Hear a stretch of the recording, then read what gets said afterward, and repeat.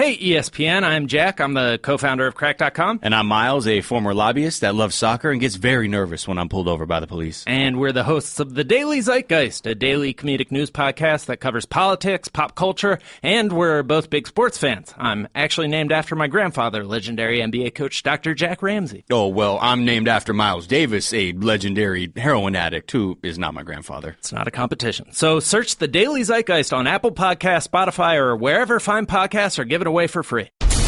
And now, Jalen and Jacoby on ESPN Radio. When I pop the trunk, head the deck. Y'all pop the trunk, I pop the hood. Now act stupid, I'll pop the trunk. Give me your boom. He is Jalen Rose. What up, Dap? I'm David Jacoby. And on the code check-in. And we are Jalen and Jacoby on ESPN Radio. What do? We give the people what they want. Jalen. What up, Dow? A gentleman by the name of Irvin Johnson, otherwise known as Magic, but you know him as the Hall of Fame mogul. Last we checked in on the Hall of Fame mogul, he was making a little bit of noise after he signed a little consulting gig with the Lakers. He was kind of stomping his foot, standing on the table, saying, I want to call the shots. What's the latest news with the Lakers organization? I tried to told you. He was doing the opposite of Charles Oakley. He was throwing his weight around in the boardroom with the media, with the fans, urging the Los Angeles Lakers to not only act swiftly with the person that they signed on to be an ambassador of the brand, but act immediately to put him in position of power, which they did today. The new president of basketball operations for the Los Angeles Lakers is now Irvin Johnson. Mr. Mitch Kupchak, Jim Buss, and in an interesting move, John Black, the PR guy. What? My first question for you is, what do you think led to this at this time, mid-season, during the All-Star break? Not being able to land DeMarcus Cousins. I think so, too. Yeah. When you see not only he was traded for the Kings, but what he got traded for, it's like, wait a minute. You go down to the office and say, you trade all of these guys for him and every pick that we have going forward for him if you could get him in Los Angeles. How can the Pelicans get a deal done for him and we can't? I think that created a sense of urgency for these changes to immediately happen. And I also think that it's coincidental, not necessarily strategic, that Mr. Johnson was brought on board a couple weeks ago.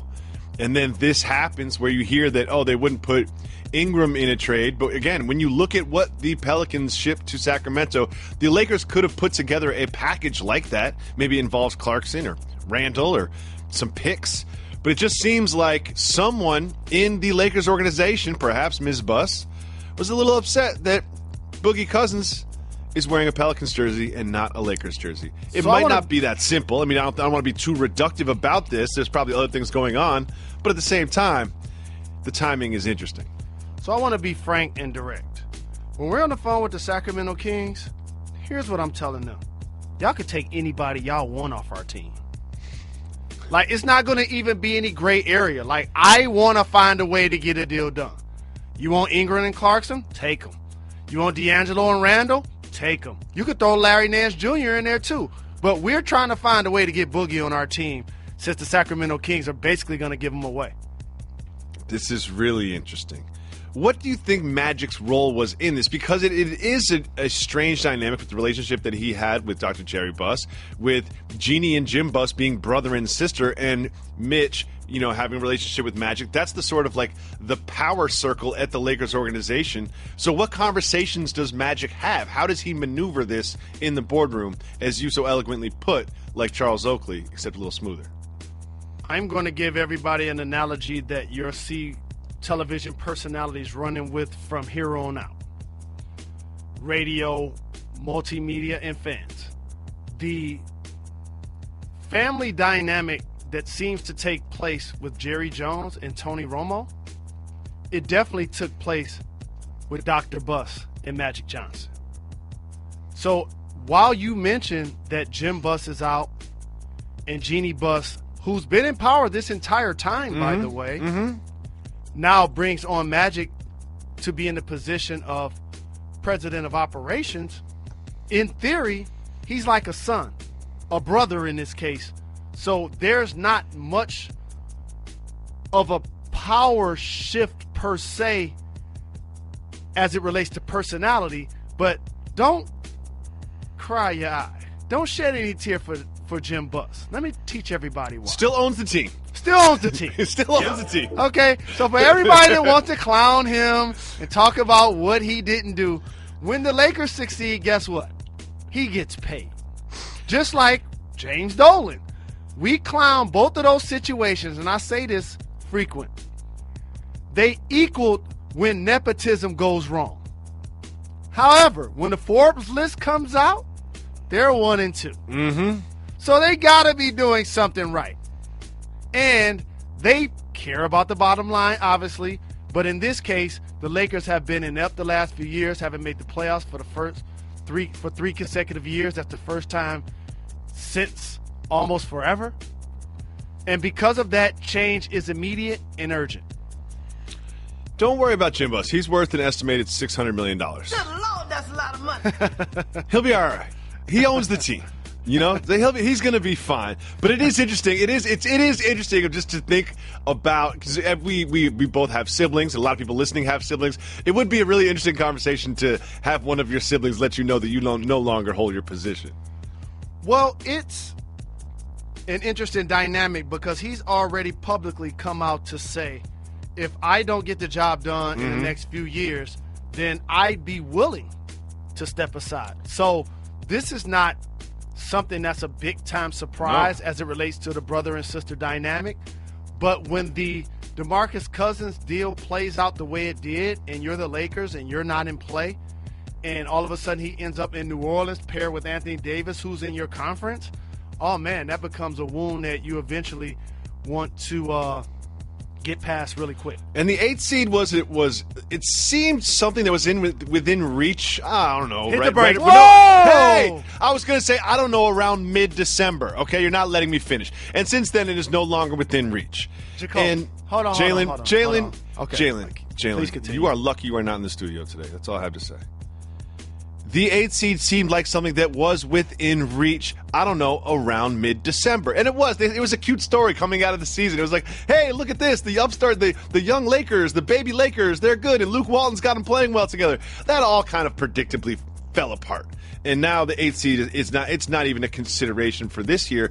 And Jeanie has said Jim Buss has had what he needed to fulfill his promise of getting them back to a contending position in 3 or 4 years. And now they're no longer even contending for the 8th seed. One thing I want to ask you about, Jalen, is it's really interesting here that they make this move now and they make it this swiftly and they leave a spot open. Let's not forget here, they still have an online ad. They're still submitting applications for a general manager spot of the Los Angeles Lakers. What? Who does that go to? Well, I'm busy doing this show with you right now. It's okay. So Irv didn't hit you up? Nah, I texted him and told him congratulations. He didn't tell me. You left the door what open my though, right? was. Yeah, you left it. You're like, hey, congratulations. Just you're reaching out just to, you're not going to ask for an interview for the general manager spot of the Los Angeles Lakers, but you're going to let them know that you're interested. There are so many ways to go with this, but here's what I've learned about relationships.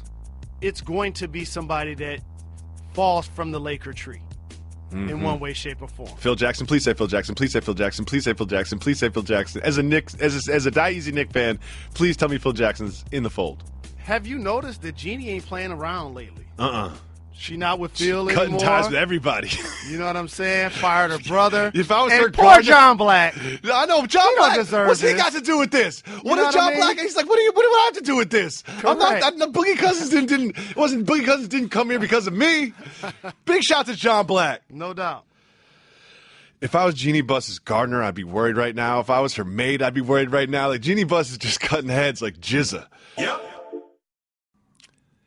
Is he still going to be on Countdown, Jalen?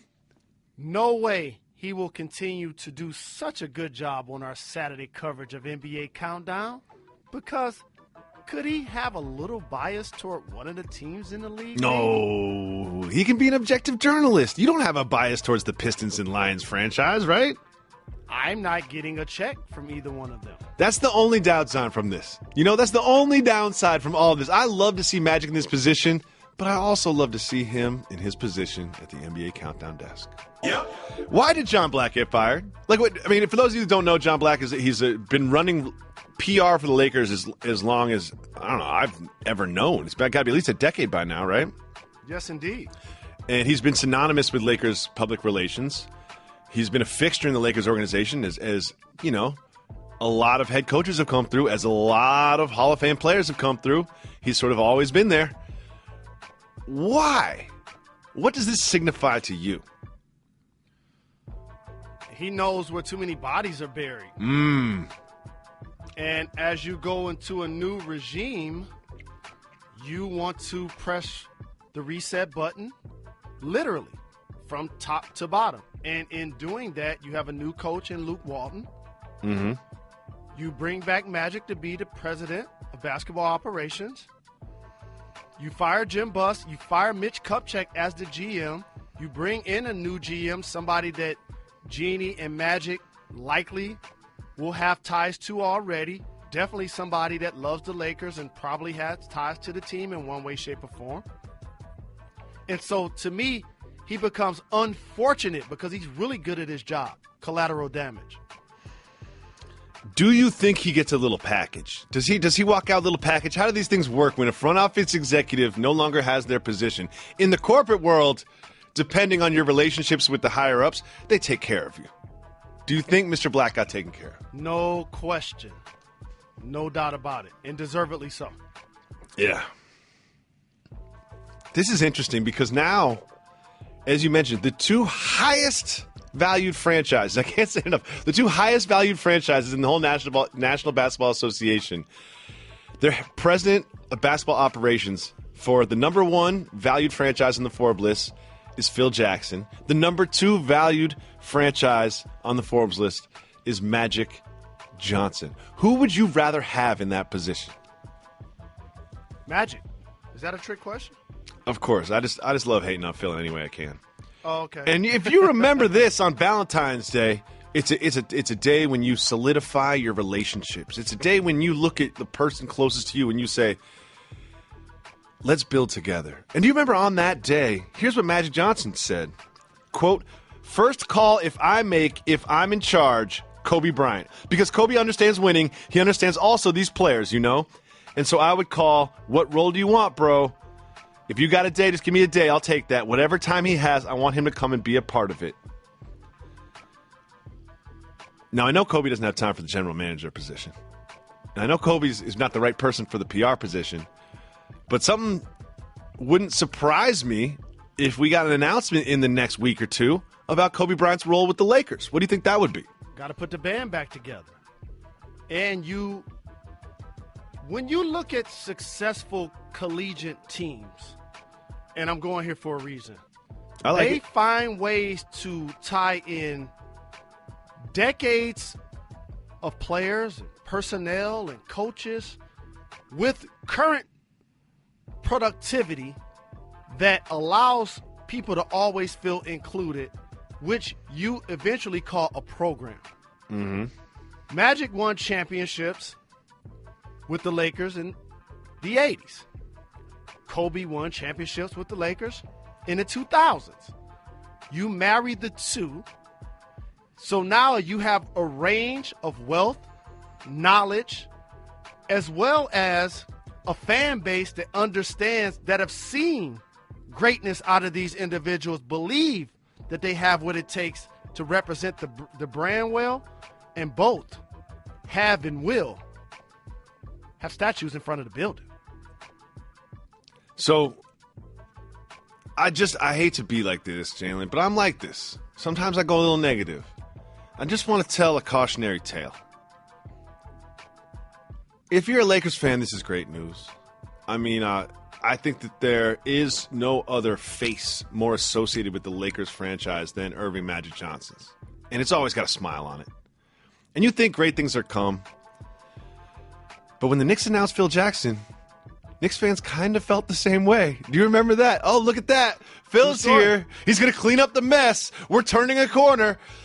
But if you don't do the little things, if you don't mind your P's and Q's, cross your T's and dot your I's, and pour over every contract and develop every single person on the roster and take care of all the little things, just one big splashy hire on top doesn't mean that the rest of the organization is necessarily going to fall in line. So temper your expectations a bit if you're a Lakers fan and give your icon, Magic Johnson, some rope and some time to make the moves. Because just the simple way that the system is structured, you cannot snap your fingers and say, oh, now Magic Johnson's in charge. We're going to make 3 trades and make 2 draft picks, and all of a sudden we're contending with the Warriors. That's not how it works. Correct. And this is why I stress that he was doing the opposite of what Charles Oakley was doing, but he was doing it in the boardroom. Just think about how this played out.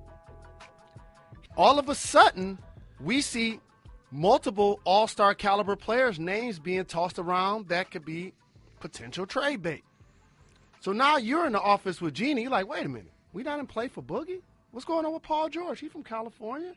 Boston's trying to get moves. Like, that was our old rival. Like, what are we doing here? The second he signed the deal, he started talking about, well, if I was in charge, if I had the power to make the decision, the buck has to end with somebody. And then, during that time, he's texting Jeannie Buss, saying those exact same things you said. He's whispering in her ear, saying, oh, wait, I thought we were in play for Boogie. Oh, did you see what the Pelicans got for Boogie? Huh?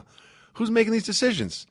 And he has whispered his way into the position of president of basketball operations. And you know what? If you're a Lakers fan, it's a great day. It really is. Enjoy it today. And then you can watch your team lose later in the week. Yep.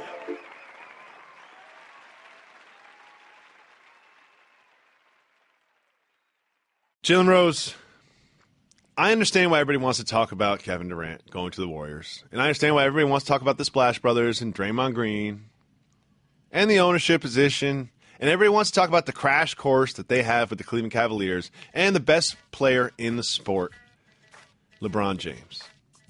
But last time I checked, there were 28 other teams in the league. Are there still 28 other teams in the league? Yes, sir. So there are 28 other teams in the league. So you know what we should do, Mr. Rose? What's that, sir? We should just let everybody know what to watch for after the All-Stars break during the stretch run from those other 28 teams. There's 28 other cities, 28 other fan bases, and millions of just general NBA fans. They're kind of tired of hearing about the Warriors and the Cavs, and we are here to serve those people. Are you ready, Mr. Rose? Yes, and also, too, like, in media, this is, in a lot of ways, what's considered the dog days. NBA All-Star break is happening currently. No college football, no NFL football. So media members start to reach for topics. It just happens. We're not going to do that on this fine program. We're going to keep it current. And since the NBA has a trade deadline coming up this Thursday and also a championship to be played in June, that's where we're going to focus. And we're going to give the fans who want to dumb down the season and say, why should I care? It's going to be the Warriors. It's going to be the Cavs in the finals. When that person says that, you look to them and say, you do realize that the same two teams haven't faced each other 3 straight years in the NBA Finals. That has never taken place. This would be the first time. So this could represent an anomaly. We're going to give you other things deeper in the box score that you can be enthusiastic about as the season progresses. First from you, Mr. Rose. Will Russell Westbrook average a triple-double? It's a good question. The first person since Oscar Robertson did so in the early 60s. And by the way, for whatever it's worth, this is not one of those 10, 10, and 10 triple-doubles, though I'll take it because I only had one in my career because I never rebounded. This dude averaged 30. And another thing I want to point out is in Bill Russell's day, when he did this, there were many, many more possessions per game. They were flying up and down, which means more opportunities for rebounds, more opportunities for points, more opportunities for assists. So he is doing this with a grade on a curve. However, You know he's going to get the points. All right? That's not a concern. He's averaging 31.1 points a game this season. I'm going to say that again. He's averaging 31.1 points a game this season for anyone who just wasn't paying attention to what Russell Westbrook is doing. He's going to get the rebounds, 10.5 rebounds a game, because he plays so hard. And a lot, you can get 2 rebounds a game just from Will, and he probably gets 3 or 4. It's the assists. He's now at 10.1 assists per game. Will he bend his game? Will he adjust his game to maintain this level of assists? He averaging a triple-double, regardless of what he has to do. So the direct answer to your question is yes. And I know you meant Oscar Robertson when you said Bill Russell. I did, my bad. How about this? You probably was thinking of him because that's who won MVP the year that the Big O won the triple-double, average a triple-double. I really appreciate you saying that, but I just made a mistake. That's what a good teammate does, though, Jalen. That's what a good teammate does, and I appreciate it. This is how we do it. So that's one thing to look for. Now it's my turn, Mr. Rose. I know everybody wants to see Boogie in the Brow. I want to see Boogie in the Brow. That first Pelicans game is going to be probably the most watched regular season Pelicans game in the history of the franchise since they moved there. Look at the Pelican play. However, you know what I'm excited about? What's that? Another front court that just came together. I'm excited about my man, Nikola Jokic and Plumlee. Jokic and Plumlee. I'm really excited about them coming together. I live on the West Coast. I end up watching these guys play. I end up watching more Plumlee than anyone who's not a Trailblazer should ever watch. And I like him. And I love Jokic. Everyone knows that Jokic has probably, in the last month, been the biggest surprise in the NBA. Just his maturation this year has been phenomenal. And it highlights an East Coast bias because while I love the personality and the productivity of Joel Embiid, he's getting 100% more press because of his tweets and because of the whole trust the process nickname than Jokic is getting. And he's actually getting just as many, if not more, points, rebounds, definitely more assists, and his team is in the playoff hunt. Jokic is averaging this season 16 points, 9 rebounds, and 4.3 assists per game. However, in the last 10 games, 20 points, 11 rebounds, and 6.3 assists. He has been on fire lately. And I know you know this, but it's important for me to give this distinction because I hear this said a lot since Boogie was traded to the Pelicans. They play the 4 and 5. They're not the front court. So many times people keep saying they have like the best front court. Well, your front court constitutes 3 players. That's a good point. For all of you who can't name the starting small forward for the Pelicans. It's one more. Solomon Hill.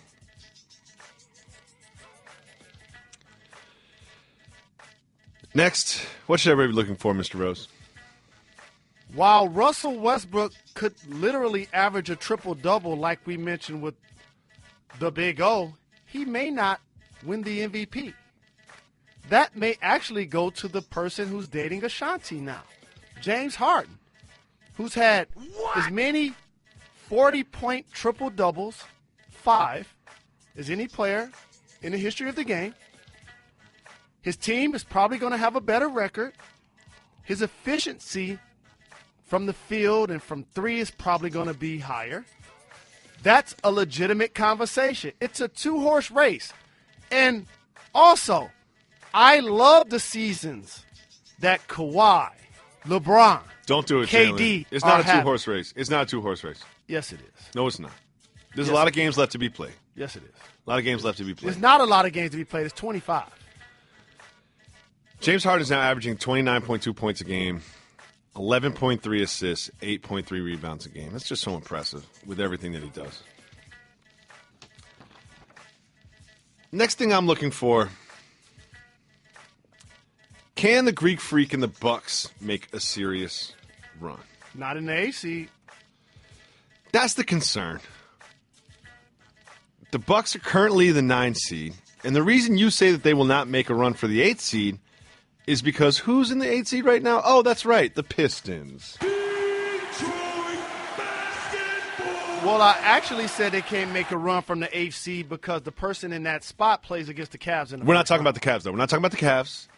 But what I really mean is, as someone who's paid attention to the Bucks for the last 3 years, it's kind of been like this is our year for the last 3 years, you know? It's kind of been like ever since Jason Kidd got there, like, oh, we're going to turn the corner. We've got this length. We've got these young guards. We're the future. You know, you used to call them team futuristic. You remember all that? Well, it hasn't really come together in a meaningful way. And it seems like with Giannis's maturation and the Bucks' maturation, it could. There's been some buzz, Jalen Rose. Not just on the internet, but also on your phone. What's your phone buzzing about? I don't have a home phone number, Jacoby, because I live on the road. And this Laker news got me enthusiastic because the Hall of Fame mogul is my childhood idol. Mm-hmm. And so I remember when he came to Detroit Southwestern in 1991, I got a chance to meet him. Got my picture. I was rocking my Karl Kani gear. Got a chance to work with him on NBA Countdown. My mother even bought me a book. And inside the book, he wrote, when he sees me, he sees himself. Oh, whoa. That's my guy. Larry Bird, Isaiah Thomas, those three. Those are my guys. They will be at my funeral. So when this news happened, I was like, let me reach out to a couple of people, including Magic, because I know he's really busy, that are really close to him, so much so that they're probably in the same room as him right now. Mm-hmm. Okay? I can't say that person's name, but that person used to represent me too. Now, with that being said, I wanted to text somebody else because you said to me that Magic came out recently and said he wanted, whether it was a short period of time or a volume of time, that he wanted a former great player to come assist him in turning around the Lakers. Who was that guy? Gentleman by the name of Kobe Bean Bryant. Okay, so when you told me that, I need to send another text. And I found out something that's really interesting. A guy that I play collegiate basketball with who just so happens to be Kobe Bryant's agent. Oh. Attended plenty of Laker games over the last 15 to 20 years. My man Jimmy King? Not just yet. Has a real shot at being the next general manager of the Los Angeles Lakers. Chris Webber.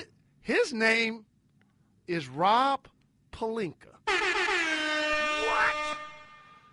So I don't know if this constitutes breaking or broken news because I'm not going to reveal my sources, so therefore I'm not going to be on the ticker. But for those that have been supporting this fine program for the last 5 years, these are the fun jewels we love to drop. Yep. Here's something that's interesting. Just let me get a little conspiracy theory. Can I put on my little tin hat for a second, Mr. Rose? Yeah, you putting on that hat saying the Kobe Bryant part got my wheels spinning. Sure. Okay. Now that Earvin Magic Johnson has this position in the Lakers organization, and there's still a couple days before the trade deadline, who is someone that he once had a frosty relationship with that turned into a brotherhood with, who's also going to be there in black at your funeral, as you mentioned? The legend, Larry Joe Bird. What franchise does he head as a president of basketball operations? One that I know pretty well. Matter of fact, I spent 6 seasons playing for the Pacers. Now, they've got a big-name star who has not committed to signing an extension there, who has been involved, albeit very mildly involved, in some trade rumors by a gentleman by the name of Paul George. Where exactly did Paul George grow up? California knows how to party. Do you think Larry Bird is in Magic Johnson's phone? Yes. Do you think Larry Bird has gotten a text? Absolutely. Do you think he's gotten a text about, I don't know, perhaps a deal that would bring Paul George to the Lakers? Here's where Larry probably is going to hit the brakes on that phone call. Because as I look at the Lakers roster and assets, they don't have anything to send me for Paul George. So I appreciate you getting hired, and you my man, $100,000. We can talk about other things. Not going to be able to do it. I just saw what happened with the Sacramento Kings. And trust me, the Pacers with George, the Bulls with Butler, the Knicks, though Melo has a no-trade clause, they will not be fleeced in the deal the way the Kings did. There always has to be one person to test the ice and see if it will break. That happened with Vlade Divac. So much so he even came on the press conference and said, I had a better deal 2 days ago. I mean, what is that? You would have got a better deal 2 months ago. You would have got a better deal 2 years ago, sir. Do you know what he's saying? Do you know exactly what he's saying? He's saying, don't drag my name through the mud when we start talking about this deal. He's pointing right at Vivek Ranadive. Correct. Ranadive and saying, this is his fault. He's not saying those words, and I don't even know if Vivek even knows that he's doing it, but he's pointing right at him and saying, this deal is that man's fault, not my fault. But I'm a professional, so I'm not going to say those words exactly, but really, we all know what you were saying, Vlade. Yep. I'm excited about this Rob Pelinka thing, Jalen. Do you know why? Why is that? Get us some Laker tickets, you know?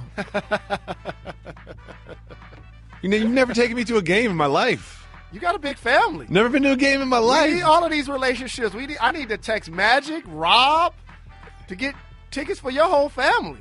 It's about 10 of y'all. Oh, I ain't bringing the whole family. So let's continue on with some storylines that have nothing to do with the Cavaliers and the Warriors as we turn the corner for the home stretch of the NBA season. Listen up, I got a story to tell. You've got a big one next. I do. I'm excited to see Boogie and Anthony Davis play basketball together. On a nightly basis, there's going to be an undersized stretch four getting punished consistently by one of those gentlemen. And I'm going to have the remote control in my hand. I'm going to be making sure that I make popcorn from scratch. None of that microwave stuff. Melting my own butter, putting a little seasoning salt on it, putting a dash of pepper, and I'm going to be really excited to watch this. This is going to be fun for me. And So- Alvin Gentry is now going to be getting the text Boogie used to get because there's no limit on coaches. After this season, they're going to create one for Alvin. So I found some stats. Did they sign Matt Barnes yet? No. Oh, my bad. No, I think Matt Barnes is actually being considered for that general manager spot for the Lakers. I had our producer, a gentleman by the name of John Lawrence. You might know him by his role of Steve Harvey during our Family Feud segments. He pulled some numbers on these guys, and I found them pretty interesting. What percentage, from where do they get their baskets, right? Boogie Cousins, catch and shoot 25% of the time, pull-ups 15% of the time, less than 10 feet from the basket 55% of the time. There's nothing too surprising about that. And then you start looking at Anthony Davis. 25% catch and shoot, 23% pull-ups, 50% less than 10 feet from the basket. How do you see that changing? I see Anthony Davis getting more of his baskets further away from the basket because Boogie will be there. What do you think? One thing that people don't talk a lot about, while he's a gifted offensive player, one of the most gifted centers that we've seen dribble pass and shoot threes and be dominant on the post. Absolutely. Only 45% from the floor. A lot of double teams that he So just shoots now through. you're playing with Anthony Davis. To your point, both of those guys can grab a rebound and go. Both of those players can be creative in hollow situations, pick and roll opportunities, pick and pop. Yet again, I want to stress this when you have a remote control in your hand. I'm going to give you something fun to do. Go through their schedule, and I'll tell you on a nightly basis the person they're going to try to pick on. So that'll get be ready. fun. It's going to be exciting to watch. What can't get overlooked is Drew Holiday's a really good guard. He is. He's a really good guard. What Aaron also Jones can't has get been- overlooked? Terrence Jones has been playing well off the bench, too, out of Kentucky. He recently had a 30 or 40-point game, so you got to pay attention to League Pass. I pay attention to League Pass, but the reason I made that sound is because I am currently looking at the New Orleans Pelicans depth chart, and it's not that deep. It's not that deep. Do you ever think about the NBA and not think about the Cleveland Cavaliers and the Golden State Warriors? We do. So what we've been doing here on Jalen and Jacoby is just giving you some things to look at as we head into the stretch run, the post-All-Star regular season portion of the NBA season. What's something that people should be looking out for, Mr. Rose? Can Kawhi Leonard win his third consecutive Defensive Player of the Year award? I'll tell you why not, Mr. Rose. I'll tell you why not. He doesn't campaign. He's not campaigning. You know what? You know we both love Draymond, but Draymond is stumping. Draymond's going around talking about it all the Walking time. in his big black yeah, boots. yeah. He's Living off the earth, eating herbs and fruits. Once he saw the KD sign with the Warriors, he's like, I got to pick a new lane. You know, he's like, this triple-double lane is not going to be mine anymore. You know, I'm not going to be getting the buckets like I was. My lane is going to be Defensive Player of the Year. That's how I'm going to make my mark. That's how I'm going to look at the other three All-Stars on my own team and say I belong as one of the four horsemen of the Golden State Warriors. And I believe Draymond Green is going to win. What do you think of that case that Kawhi may be closer to deserving it than Draymond, but Draymond is just so vocal about it and he's in everybody's face, that's going to push him over the edge? This is where I school you. Who votes for Defensive Player of the Year? Media. Who votes for football players to get in the Hall of Fame? I don't know. I believe it's going to be media. Correct. Why didn't Terrell Owens get in? For absolutely no reason whatsoever, but it was basically because of his personality and his off-field persona. Because media members, for whatever reason, didn't like him. So media members should love Draymond Green. Let me tell you that. Media members should love Draymond Green because he provides a lot of fodder. This is where I school you. Joel Embiid is going to be Rookie of the Year, not only because of his production, because the media likes him. If he stays healthy, which is always a thing with Mr. Embiid. Same goes for the San Antonio Spurs. None of their players will win MVP, get talked about a lot. They won't have the best record in the league, but they'll have the second best record. Mm-hmm. And as a consolation prize to a great player that's averaging 26 points, get you the rebounds, get you the assists.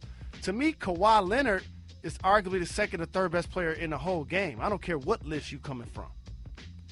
Because he is so productive and is so good, they have to give him something. And he's a lockdown defender. He's going to win his third straight Defensive Player of the Year. Book it. I like what you're saying because he is probably going to end up fourth, I would say, in MVP voting when it's all said and done. Obviously, we don't know how the next 25, 30 games are going to play out.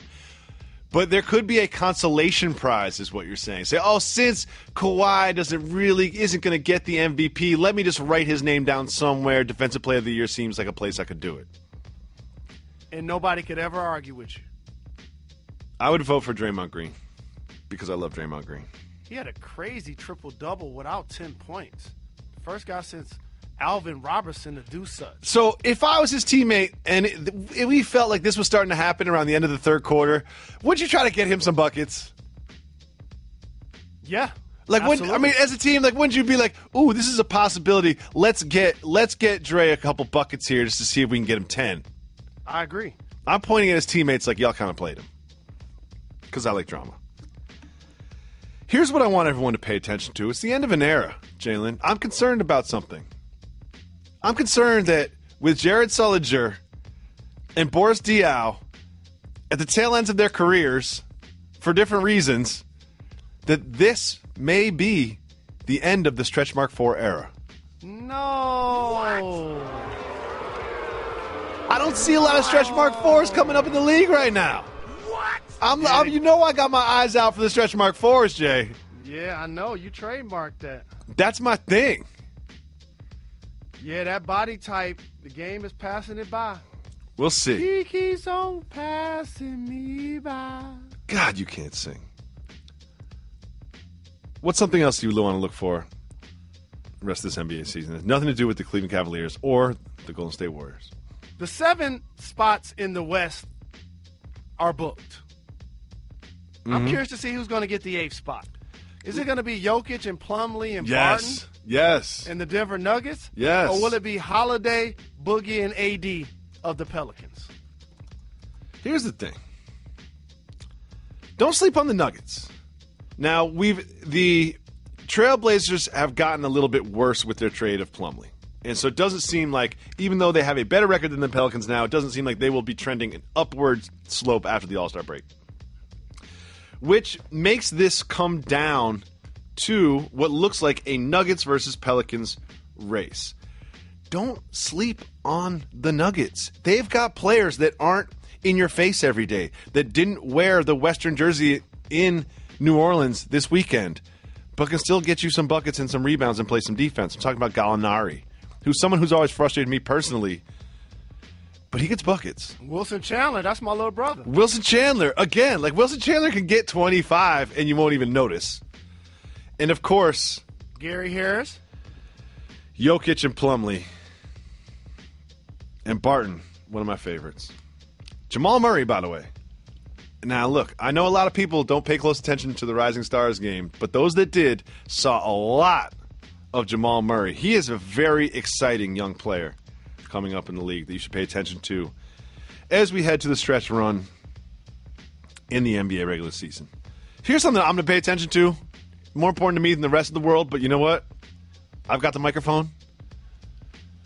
What's going to happen to Lance? Lance was on a 10-day. The 10 days expired. He hurt his ankle. What is the future for Lance Stevenson? you tell us. You the gatekeeper of all things Lance. Not a lot of Lance Stevenson news right now. Problem is this. He hurt himself right at the end of his 10-day. Tibbs said that he liked what he saw from Lance Stevenson. I guess we'll wait to see what the future holds for my man, Lance. I do not appreciate that, Reginald. Reginald? Reggie? Jalen, what else are you looking for? I'm looking to see, will another one of this year's All-Stars be traded? There's only a few to look at. Melo? Will he waive his no-trade clause to go to Sacramento? Jimmy Butler? Is he going to Boston? Paul George, is he going anywhere? So let me make a case of why each one of these could happen. I could easily see Derrick Rose in Minnesota, especially with Levine out. They've been talking about that. Yep. But that would have to mean that Phil Jackson would have to pick up his phone and do any sort of semblance of work besides tell Charlie Rosen to write mean things about Carmelo. And that's not really his thing right now, Jalen. It's not really what he's up to right now. But I could see Melo being moved. Then the latest is like, oh, he would waive to go to the Lakers. That the Lakers thing is just brand new to me. It's like, wait, well, what? Like, but doesn't he want to win? Did he see the roster? Does he know that Magic can't play in the games technically? He ain't going to play with Magic? No, he ain't going to play with Magic. We all know that the Celtics covet Jimmy Butler, so much so that they I don't even know if they even took a swing at DeMarcus Cousins. They were probably like, yeah, you can have Jaylen Brown and maybe a second-round pick. Can I say something about all of these rumors? Is it going to be nice? Who's my guy on Boston besides Isaiah Thomas? Avery Bradley. Now, I remember going down this conversation about Greek Freak, about Boogie. Avery Bradley can ball. Mm-hmm. So people just acting like, oh, just throw him in a deal, that is not a smart move. No. Do you know what he does that I love? I always say this, that 50% of the time you play offense, 50% of the time you play defense, Avery Bradley plays both. One last thing I just want to keep on everyone's mind for the rest of this season. What is Jalen Rose going to wear during the finals? Jalen, you have a good one next. Who else makes the East and West finals? Do you know what's exciting about this, Mr. Rose? I think that just top of my head, this list could be 7 teams long. This could legitimately could be 7 teams long. I seriously think that people should start copying our rundown on our topics. This is a good one. Just think about this. Whoever plays against the Cleveland Cavaliers in the Eastern Conference Finals is going to throw a parade. And that could be one of 3 teams. The Raptors, who just added Serge Ibaka to go with their all-star backcourt, Lowry and DeRozan. The Washington Wizards, one of a couple of teams who have a backcourt, who have 2 backcourt members, both averaging 20-plus points. Gortat has been playing really well. And the Boston Celtics, where Isaiah Thomas is averaging close to 30. And the Raptors have made their move. Like, we got Serge. Maybe they'll pick up a little, defense or something, but they've made their move, and I wouldn't be surprised if you see the Washington Wizards or the Boston Celtics make a move of their own as the trade deadline nears. Now we flip it to the west side. The only team that won't throw a parade for playing against the Golden State Warriors in the conference finals would be who? The Spurs, but they would they wouldn't throw a parade if they had a championship. They would do it. They wouldn't even smile. They would be on the floats, but they'd be thinking about next year. I love where you went there. Way to catch that lob. Now for the Rockets and Clippers. Oh man, enthusiastic. Oh yeah, to the conference finals. Oh yeah, Utah Jazz. Oh man, what? Whoa. So when you're paying attention to the NBA the rest of the season, who makes it to the conference finals to face the Cavs and or the Warriors will consider those seasons a success, except the San Antonio Spurs. And one thing that's to pay attention to while we're on this topic is a gentleman by the name of Chris Paul. Chris Paul is making solid progress in his recovery from his left thumb surgery. The initial 6 to 8 week timetable remains unchanged. Oh, that's interesting. So he could come back with plenty of time to gel with this group, perhaps a new group. Who knows what's going to happen? But it's easy to dismiss the Clippers because you haven't seen the core 4 of the Clippers play together in a couple months. But if it all does come together and they give themselves a 6-week runway before the playoffs, they're a team that the Spurs don't want to play in the playoffs. We've seen that happen, that the Rockets don't want to play in the playoffs, and the Warriors don't want to play in the playoffs. So how about this? And I love your storyline about the Clippers. Is this their final run? Say it is. Let me break down the roster for you. You ready for this? Yes, sir. They had their chance to be the best team in Los Angeles. They were. Make it they to the are. But no, they couldn't make it to the conference finals. Lakers got 16 championships. Stop it. They just signed Magic. That's bigger news than Chris Paul returning. Okay. If I was going to break down their roster, maybe I have a little intel about these things, maybe I don't. I'm going to give you a potential destination for a couple of their free agents next year. Just to try to put a couple of things potentially on a scratch record. So where did Chris Paul get drafted? New Orleans. Who did they just acquire to play with Anthony Davis? A gentleman by the name of... Now, I should say he was drafted by the New Orleans franchise, but continue. Okay. Wouldn't it be nice if he decided, along with Drew Holiday, to go back and play there? Wouldn't he be the kind of veteran leader and still productive player that knows that market? That had success with that team? That would fit right in and help possibly take them to the next level? Do you think that DeMarcus Cousins would invite some sort of veteran leadership, someone who's sort of a coach on the floor? And do you think that the front office would value that? No question. And this is why those two players didn't get along on the floor. Because one was playing for the Clippers and the other was playing for the Kings. Mm-hmm. And you know who would be really happy to hear a Chris Paul signing in New Orleans would be Alvin Gentry. Because when you instill an offensive philosophy, Chris Paul will execute that. And he will, like a coach on the floor style is he will help let the coach's strategy play out on the court in a way that other point guards won't. And I'm going to stress this again. Alvin Gentry, after this season, is going to force the league to institute a technical foul limit on coaches because he now is going to be getting a lot of boogies.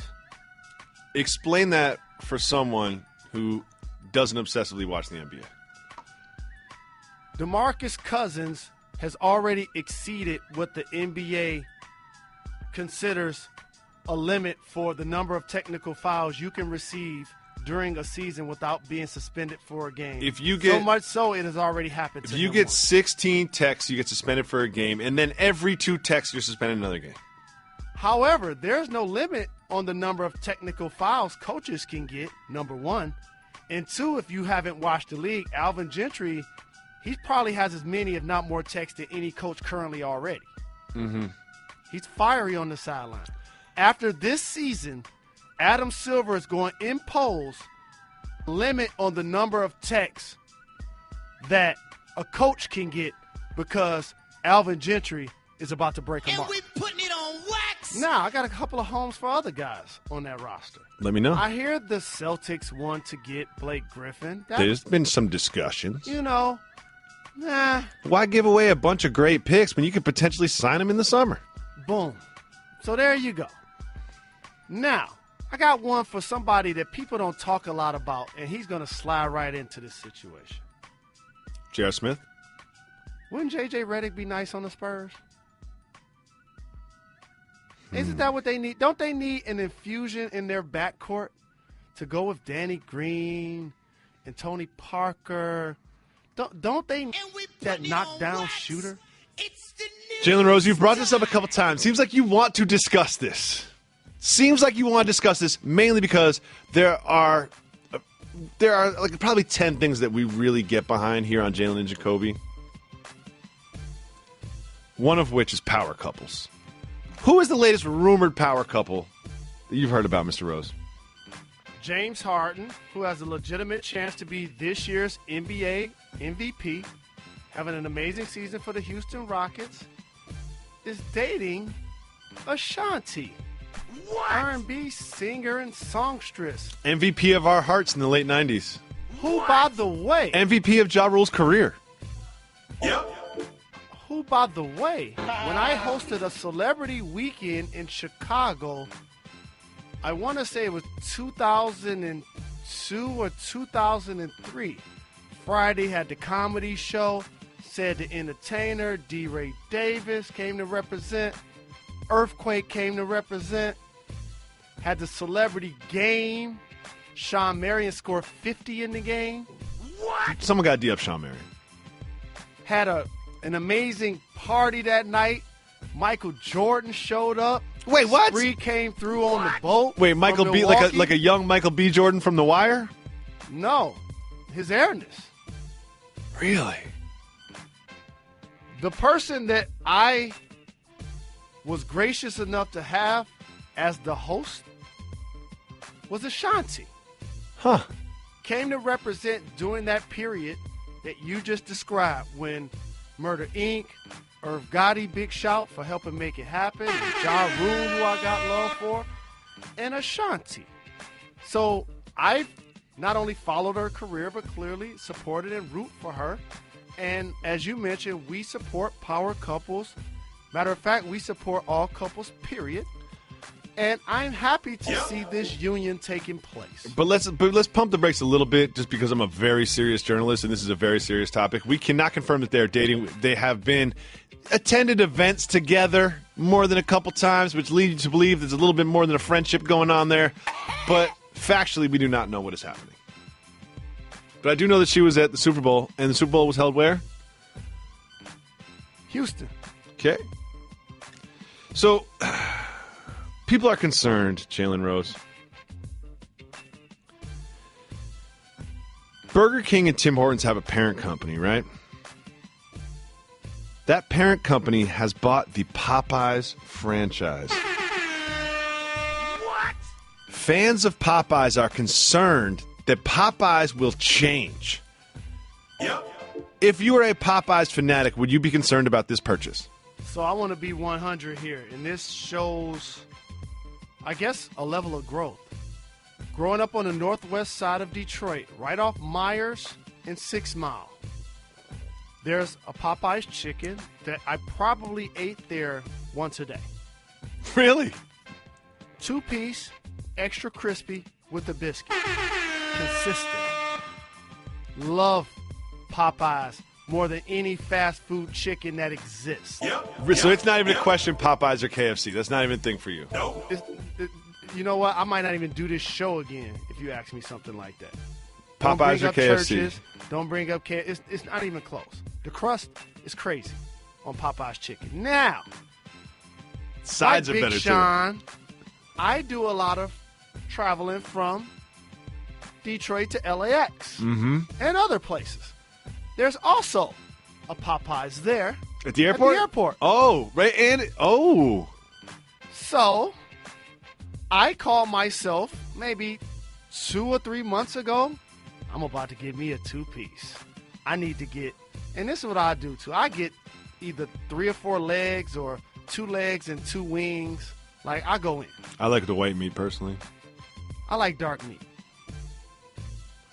With that being said, I ate this Popeye's chicken on the airplane. Oh, man, licking my fingers, cleaning my hands. Hold up. I don't like people that bring stinky meals on planes. I'm just saying that. And I'm just saying that. I know you sit in first class or whatever, but I know on a Detroit to LA flight, you didn't have your own little section there. There's 2 people in your row there, and whoever sat next to you did not enjoy the fact that you were just licking your fingers, eating some deliciously tasting but very pungent Popeyes. Please continue. Jacoby, when you travel for a living like I do, sleep and meals are planned. Okay? So if the flight, for no example, one else plans meals or sleep. You're right. around my travel. So I made sure I was able to get the chicken and get right on the plane, literally. I was done eating before people in coach like you even got on the plane. Okay? And when you get on the plane, don't even look at me. People Just like keep me, walking. people like me and all of our listeners. People keep like me walking. and everyone who supports this project, this podcast, well, this here's television what show, this radio show. People like us, you mean. I got People like 3 everyone words. that you're talking to. I got 3 words for you. Just keep walking when I'm eating my chicken. So now, plane takes off. I'm so enthusiastic that I get a chance to take a nice nap. I have my Popeyes. I want to get a glass of red. I love when they serve before you take off. Get that kind of thing in first class. Anyway, it killed my stomach for 2 or 3 days. Oh, wow. You're not built for that anymore. You're not built for that once-a-day life anymore, Jalen. You're different now. I know. And You're different now. And it hurt my stomach so bad, I had to officially retire it. You have a sensy little tummy there, Jalen. You know that about yourself?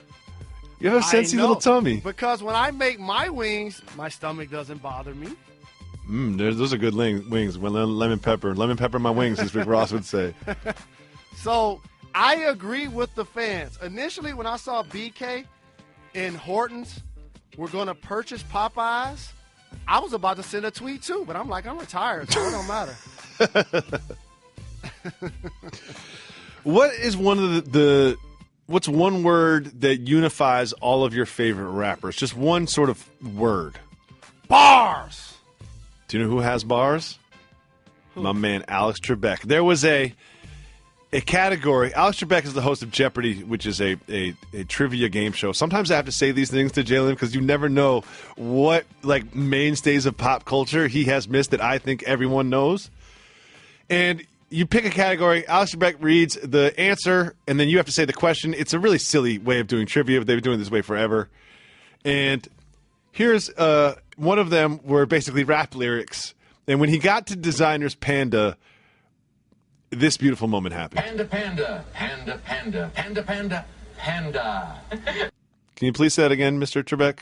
Panda, panda, panda, panda, panda, panda, panda. What do you think about Mr. Trebek's bars?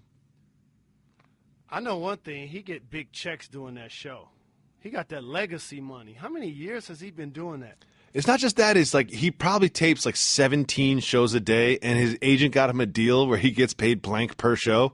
So it's not even like he gets blank per day. It's just like every hour he gets a new check. That's why I've always wondered, in a profession like sports, where there is a shelf life to athletes, why do people overanalyze and scrutinize how much athletes make, but they don't do it with other professions? Jalen Rose, a very wise man once told me, you don't get what you deserve. Yep. What do you get, Mr. Rose? Only what you have the leverage to negotiate. And my man has been the host of Jeopardy since 1984. So when he sits down at the table to do his contract, he's like, hey, do you want to do this show the same way that you've been successful for the last 33 years, or do you want to make a change right now? Here's my number. Yep. We're off tomorrow, so ladies, no Women Crush Wednesday, but please leave us voicemails anyway. Come on now. We want to hear from you. Let's listen to the first caller today. Hello, I'm Nicola from Atlanta. I'm a daily listener of your podcast, and my question is for Jalen. So, Jalen, quick question. How is an NBA player taking rest games any different than a typical private sector employee taking paid time off or PTO? Well, be careful your answer because Nicola sounds like she works in HR. I'm just going to say that. Yep. Because I've been in corporate America for 15 years, and I didn't know what PTO was. But please continue. Yep. I got to tell you a secret. I have too. With that being said, man, I need a rim shot. That was such a good one. I thought that was funny. So here's the difference. And I talk about this a lot. 20 years ago, I was talking about how collegiate athletes should get paid in one way, shape, or form. It's been longer than 20 years, Jalen. Right, 25 years. Yeah. Right. And I've seen the pendulum swing from, oh, they should shut up and be happy they got a scholarship, to what? Coach Cal got $50 million. The coach, what? Coach K get how much? Saban gets what? The shoe deal was how much? And then now people have come full circle, and I appreciate that. But what I always say in this dynamic, there are other athletes, there are other students on campus that actually get paid to do other things, if you don't realize this. Whether it's working for the school newspaper, whether it's working for different things that take place on campus, and they actually get paid to do so. I don't remember Nicola asking a question about this. This is where I'm going. So because of that, I always say, nobody's paying to watch students study in the library. It's just not happening. Depends on the student. But however, people are paying to watch athletes perform. They're buying their jerseys, and they're creating an enthusiasm. So much so that networks pay money for sports. To answer your question, the difference between corporate America and PTO is nobody's paying to watch those individuals in corporate America do their job. You know what? Even though I support resting players, healthy players in the NBA, let me answer that question a little bit more simply. Is the NBA schedule is geared with off days in it, much like the corporate schedule is. People forget. You don't work Monday through Sunday. You work Monday through Friday, and you get 2 days off. That's how the schedule is set up to keep you fresh. The NBA Holidays. has a schedule set up, in theory, to support the health of the players. Thank you so much for the call, Nicola from Atlanta, who also sounds like she might be from the UK. She sounds like our voiceover. If the voiceover lady keeps asking for more money, we're going to have to call Nicola. Let's listen to the next voicemail. Hi, Mr. Rose, Mr. Jacoby. My name is Leslie, calling from Shanghai, China. Big fan for many years. I have a question for David Jacoby. If you played Jalen Rose one-on-one, out of 10 points, how many points would you get? And what is your strategy to beat him one-on-one? Keep giving the people what they want. Laters. I appreciate the call. We love our international callers. And a couple things about this is I've gotten in some very contentious altercations with my friends when we play one-on-one. It's gotten a little heated from time to time, so I'm not interested in playing Jalen Rose in one-on-one. But my strategy to beat him would be this, is not make a big deal out of it. You know what I mean? Like, we'd just be shooting around, and I wouldn't be like, yo, let's play one-on-one, 7, here are the rules. You know, like, with 10 push-ups to the loser. Like, I would just kind of casually start, and I wouldn't play hard, because I've played with Jalen before. He can ratchet his intensity up and down.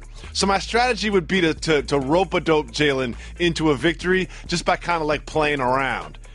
Trying to like be funny or whatever and talk a little trash, but kind of not act like I'm taking it for serious. And then once I got a chance, just hope I hit 2 deep shots in a row. That would be my strategy. That is an accurate assessment of how you would win the game. Mm-hmm. And then I look up and it's 8-2, and I'm like, hold on. Yeah. I thought we were just playing. Wait a minute. Yeah. And I wouldn't even be keeping like score. Point game. You would know it was point game. I wouldn't be like, yo, check up 5-4. You know what I mean? I'd just be like, oh, yeah, I'm gonna try my left hand this time. And I would just be talking, pointing out things around the gym. Oh, hey, do you think they want to play 2-1? I would just be like, it's distracting you.